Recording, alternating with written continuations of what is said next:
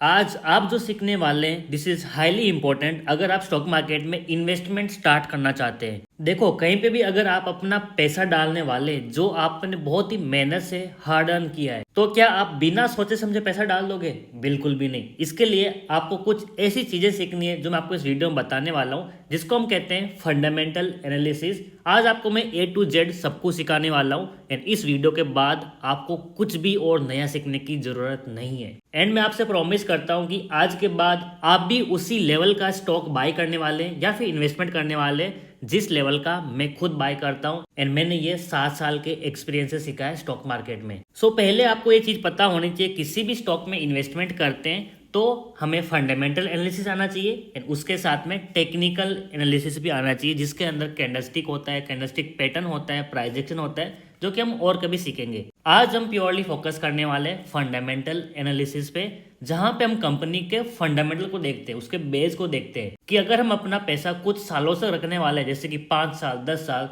तो क्या कंपनी के पास उतना पोटेंशियल है कि ओवर द टाइम वो ग्रो करेगी? क्या हमारा इन्वेस्टमेंट किया हुआ पैसा सेफ है? क्या वो ग्रो करने वाला है? सब कुछ डिपेंड करता है कंपनी के फंडामेंटल पे। क्योंकि देखो टेक्निकल एनालिसिस में अगर कितना भी जबरदस्त ब्रेकआउट आ जाए, अगर कंपनी का फंडामेंटल अच्छा नहीं है तो ओवर द टाइम वो प्राइस गिरने ही वाला है। इसलिए सबसे ज्यादा इंपॉर्टेंट होता है फंडामेंटल एनालिसिस एंड वो अभी आपको मैं लाइव करके दिखाने वाला हूँ। तो मैं एग्जांपल लेता हूँ रिलायंस इंडस्ट्रीज का। अब देखो भाई, यहाँ पे जो भी आपको मैं चीज़ें बताने वाला हूँ वो कोई भी रिकमेंडेशन नहीं है, बस मैं आपको लर्निंग पर्पज से सिखा रहा हूँ एंड सेम प्रोसेस आपको भी फॉलो करना है। एंड यस, इसके लिए मैं जो वेबसाइट यूज़ करने वाला हूँ उसका नाम है टिकर टैप। कोई प्रमोशन नहीं है, ये बिल्कुल फ्री टू यूज़ वेबसाइट है, इसको मैं यूज़ करता हूँ बिल्कुल फ्री में, आप भी कर सकते हो। तो देखो जिस भी स्टॉक को आपको एनालाइज करना है आप ऊपर आके देखो, यहाँ पे सर्च भी कर सकते हो यहाँ पे। एंड मैं फिलहाल यहाँ पे रिलायंस का एग्जांपल लेता हूँ जो ऑलरेडी यहाँ पे है। इस पर क्लिक करेंगे एंड व्यू डिटेल्स पे क्लिक कर देंगे। इसके बाद कंपनी के सारा डेटा आएगा, बट सिर्फ डेटा से नहीं होता है, इसको एनालाइज करना भी आना चाहिए, जो कि आपको मैं सिखाने वाला हूँ। एंड एक और चीज़ है, बहुत सारे लोग आपको पी रेशियो पीबी रेशियो के बारे में बताते हैं, जो कि बहुत ही नॉर्मल चीज़ है, हर एक किसी को पता होता है। जिसको ये पता है कि स्टॉक मार्केट क्या होता है उसको पीबी भी आता है, इसलिए मैं उतने बेसिक पे जाने की ज़रूरत भी नहीं है। आपको सीधा मैं हायर लेवल पे लेके जाता हूँ जो एक्चुअली में हमको आना चाहिए। एंड एक और चीज़, जो चीज़ आपको मैं सिखाने वाला हूँ, अगर वहाँ पे आपको सिग्नल मिल रहा है कि this company has the strongest fundamental, तो उसके बाद P and PB ratio automatic अच्छा हो ही जाता है। यानी कि आपको सिर्फ ये देख के नहीं बल्कि जो सिखाने वाला हूँ वो देखना है, उसके बाद ये सब कुछ सही होने वाला है एंड आपका प्रॉफिट भी होने वाला है। सो इसके लिए देखो आपको यहाँ पे जो फाइनेंशियल्स है इस पर क्लिक करना है। ये क्लिक करने के बाद ऑटोमेटिक आपके सामने कुछ ऐसा इंटरफेस आएगा एंड यहाँ पे कुछ चीज़ें हैं, मैंने ऑलरेडी इसके ऊपर पहले वीडियो बनाया था, अगर आपने वो देखा है तो फिर भी ये देखो, क्योंकि यहाँ पे मैं और भी एडिशनल चीज़ें बताने वाला हूँ। तो यहाँ पे देखो नंबर 1 चीज़, कुछ भी हो जाए हमें सबसे पहले एक ही चीज़ देखनी है, दैट इज़ टोटल रेवेन्यू, कि भाई जो कंपनी है वो कितना कमा रही है। एंड वो भी सिर्फ कमाना नहीं है, हमें पिछले 5-6 सालों का डेटा कंपेयर करना है, ताकि हमें पता चले कि भाई हर साल कंपनी कितना पानी में है, कितना पानी से बाहर है। तो यहाँ पे अगर मान लो मैं एग्जांपल लेता हूँ, 2021 से स्टार्ट करते हैं। जितने भी वैल्यू है वो 1000 करोड़ के अंदर है। यहाँ कहीं पे आपको नीचे लिखा हुआ भी दिखाई देगा, यहाँ कहीं पे लिखा होता है, ठीक, उसको छोड़ दो। जितने भी वैल्यूज है 1000 करोड़ में है, तो यहाँ पे काउंट करो तो ये मोटा मोटा 5,05,153, यानी कि 5 लाख करोड़ रुपीज़ का इसका टोटल रेवेन्यू था 2021 में। 22 में क्या हुआ, 7 लाख करोड़ हो गया, 23 में 8,90,000 करोड़ हो गया, फिर 24 में भी 9 लाख करोड़ पहुंच गया, 25 में 9,82,000 करोड़ एंड अभी फिलहाल 10,00,000 करोड़। यानी कि over the year Reliance company का टोटल रेवेन्यू बढ़ा है, which is a strong green signal कि आप इसको बाय कर सकते हैं। बट वेट, सिर्फ इतना ही नहीं, थोड़ा और हमें देखना है।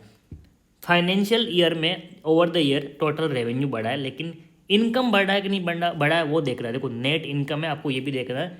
फिर से 2021 से स्टार्ट करो, 49,128 आपको यहाँ पे दिखाई दे रहा है। उसके बाद 60,000 बढ़ गया है, 66,000 फिर से बढ़ गया है, 69,000 बढ़ गया है, 69,648 एंड अभी फिलहाल 83,000।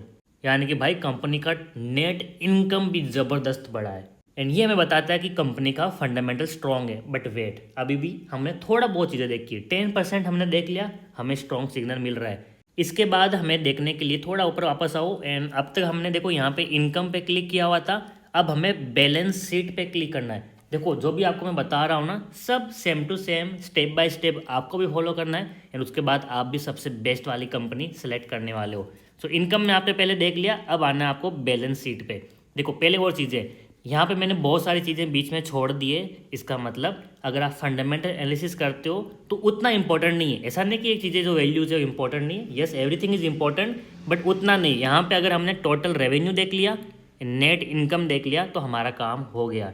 उसके बाद हम सीधा आएंगे बैलेंस शीट पे, एंड यहाँ पे नंबर 1 चीज़ जो देखनी है दैट इज़ करंट असेट्स, उसके बाद टोटल असेट्स। तो अगर आप इस चीज़ को भी अगर इग्नोर मारते हैं, सिर्फ डायरेक्टली इसको देखते हैं टोटल असेट्स पे, तो हमारा काम हो जाएगा। चलो हम इसी चीज़ को यहाँ पे देखते हैं। तो फिर से मैं यहाँ पे स्टार्ट करने वाला हूँ 2021 से, क्योंकि सारा डेटा हमने वहीं से स्टार्ट किया है। तो टोटल असेट्स जो है आपको यहाँ पे कितना, एक बार इसको काउंट करो, जो कि मुझे यहाँ पे दिखाई दे रहा है लगभग आई थिंक 13,20,000।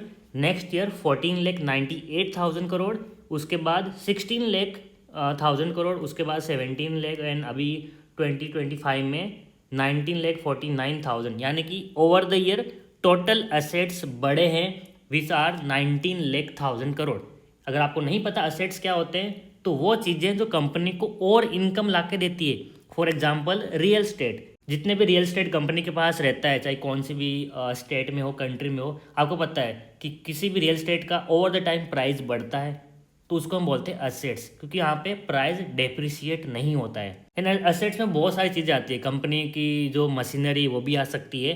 तो हमें वो नहीं देखना है कि कंपनी के पास असेट्स के फॉर्म में क्या क्या अवेलेबल है, हमें इतना देखना है टोटल असेट्स बढ़े हैं या फिर नहीं बढ़े हैं। ये देखने के बाद सीधा हमें यहाँ पे आ जाना है टोटल लाइबिलिटीज़। इसका मतलब क्या है? इसका मतलब वो चीज़ें जो कंपनी का पैसा कम करती है, यानी कि ओवर द टाइम उसका प्राइस डेप्रिशिएट होता है। फॉर एग्जाम्पल अगर मैं आपको रियल लाइफ एग्जाम्पल दूँ तो कार एग्जाम्पल है, आपने किसी कार को लिया जिसका प्राइस है 20 लाख रुपीज़, 10 साल बाद में उसका प्राइस 20 लाख नहीं बचता है, शायद अगर आप बेचने जाओगे तो 5 लाख में बिकेगी, तो वो हो गया लाइबिलिटीज़, क्योंकि उनका ओवर द टाइम कंपनी को पैसा कमा के नहीं दे रही है, बल्कि पैसा धीरे धीरे कम होता है, उसको हम बोलते हैं लाइबिलिटीज़। डिपेंडिंग ऑन कंपनी कौन से सेक्टर की है, उनके लिए अलग अलग लाइबिलिटीज़ हो सकती है, अलग अलग असेट्स हो सकते हैं, बट हमें यहाँ पे सिर्फ नंबर्स को देखना है। फिर से हम यहाँ पे स्टार्ट करेंगे 2021 से, जो कि आपको यहाँ पे दिखाई दे रहा है। एक और देखना, असेट्स जितना बढ़ रहे हैं उतना कंपनी के लिए अच्छा है, लाइबिलिटीज़ जितना कम हो रही है उतनी कंपनी के लिए अच्छा है, क्योंकि भाई अगर कोई ऐसी चीज़ें जो कंपनी से पैसा लेके जाए वो कम हो तभी अच्छा होने वाला है। तो यहाँ पे देखो 2021 में था 5,20,000 करोड़ रुपीज़ का लाइबिलिटीज़, उसके बाद अगले साल 6 लाख, अगले साल 777, उसके बाद 8,29,000, 9,40,000। यानी कि ओवर द टाइम कंपनी की लाइबिलिटीज़ भी बढ़ी है। वही चीज़ है नेगेटिव साइन, क्योंकि लाइबिलिटीज़ बढ़नी नहीं चाहिए, बट यहाँ पे फिर मैं आपको बोलने वाला हूँ कि ये पॉजिटिव साइन ही है, क्योंकि आप देखो 2021 से लाइबिलिटीज़ एक जो बोलते हैं ना बढ़ना, वो उतना फास्ट नहीं बढ़ा जितने असेट्स बढ़ चुके हैं। क्योंकि यहाँ पे देखो असेट्स का वैल्यू भी 2021 से 13,20,000 करोड़ से 19 लाख पहुँचा है, एंड लाइबिलिटी भी ऑब्वियसली बात है बढ़ी, बट उतनी नहीं बढ़ी जितना असेट्स बढ़ रहे हैं। तो ओवर द अगर हम दोनों को रिलेटिव देखें तो कहीं ना कहीं ग्रीन सिग्नल है, उतना स्ट्रॉन्ग ग्रीन सिग्नल नहीं है, but yes it is also a green signal. अगर ये 5 से सीधा 15 लाख करोड़ या 20 लाख करोड़ पहुंच जाता तो फिर यहाँ पे हमें एक रेड सिग्नल मिलता। तो इस पेज पे हमें बस ये 2 चीज़ें देखनी थी। अब आते हैं हम सीधा लास्ट वाले पेज पे। ये अगर आपने देख लिया, इसको आपने अगर सीख लिया तो भाई आपका काम हो गया। इस पेज पे आपको बाकी कुछ चीज़ें नहीं देखनी, सिर्फ एक चीज़ देखनी है जिसको हम बोलते हैं फ्री कैश फ्लो। इसका मीनिंग क्या है? इसका मीनिंग बहुत सिंपल है कि अगर मान लो कंपनी को कभी अर्जेंटली नीड होती है पैसे की, तो कंपनी के पास कितना पैसा है कि तुरंत उस पैसे को यूज़ करके अपने आप को प्रोटेक्ट कर सकती है। फॉर एग्जांपल अगर मान लो कंपनी ने कुछ गड़बड़ किया एंड गवर्नमेंट ने उनके ऊपर फाइन लगा दिया से 500 करोड़ का, तो क्या कंपनी के पास एक डेट मोमेंट 500 करोड़ रुपए है कि वो तुरंत उस डेप्ट को क्लियर करे? That is a free cash flow. जितना ज़्यादा होगा कंपनी के पास उतनी अच्छी बात है। बट अगर मान लो जैसे कि यहाँ पे आपको दिखाई दे रहा है माइनस में, सारे वैल्यूज़ माइनस में है, तो अगर बहुत बड़ा नंबर माइनस से छोटा छोटा होते जा रहा है तो भी कंपनी के लिए अच्छा है। तो यहाँ पे देखो अगर हम फिर से 2021 से स्टार्ट करेंगे तो यहाँ पे तो कंपनी -78,879 1000 करोड़ में थी फ्री कैश फ्लो, यानी कि कंपनी के पास ये नहीं था पैसा, माइनस में। तो नेक्स्ट ईयर क्या हो रहा है वो देखेंगे। नेक्स्ट ईयर देखो ये माइनस वाला पूरा 78,000 करोड़ रिकवर होके प्लस में 10,000 में आ गई एक साल के अंदर, which is a very very very strong green signal. ठीक है, अगले साल देखते क्या है। अगले साल फिर से कंपनी माइनस में चली गई, यानी कि अभी भी हमें यहाँ पे कोई सिग्नल नहीं मिल रहा है कि स्ट्रॉन्ग है या फिर नहीं। लेकिन 2024 में -25,000 से रिकवर होके फिर से प्लस में आ चुकी है, which is a green signal.